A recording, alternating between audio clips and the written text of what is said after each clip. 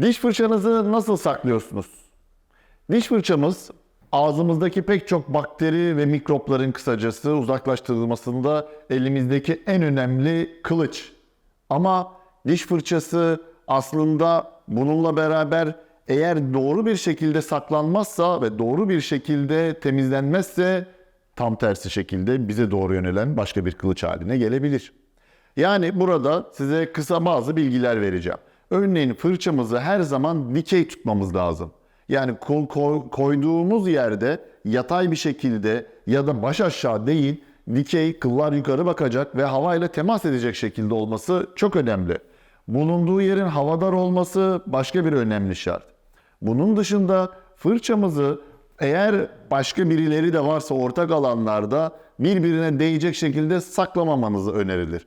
Aslında bakarsanız aile içerisinde yatay geçiş diyoruz. Yani ağız floraları aile içerisinde geçişi çok kolay oluyor. İlla fırçayla değil. Zaten gün içerisindeki ve beraber geçirilen zamanlarda genellikle bu bakteriler, ağız floraları birbirine çok karışıyor. Hatta yapılan araştırmalar gösteriyor ki bebekler ya da çocuklarla anneleri arasındaki ağız floraları inanılmaz derecede birbirine benzer çıkıyor.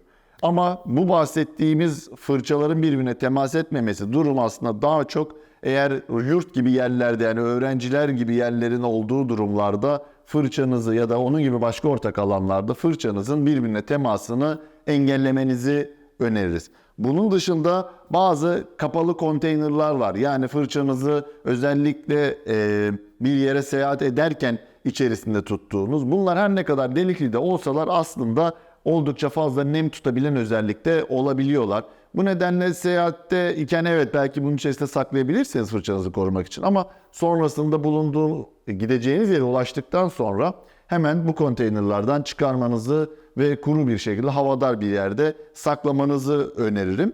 Bunun dışında fırçamızda çok yaygın olan bir durum var. Bu da banyoda, yani lavabonun olduğu yerlerde tuvalete çok yakın bir şekilde ya da lavaboya çok yakın bir şekilde konumlandırmak.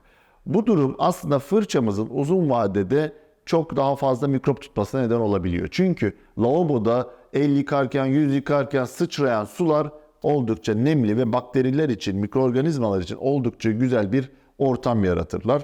Onun dışında sifon çekildiğinde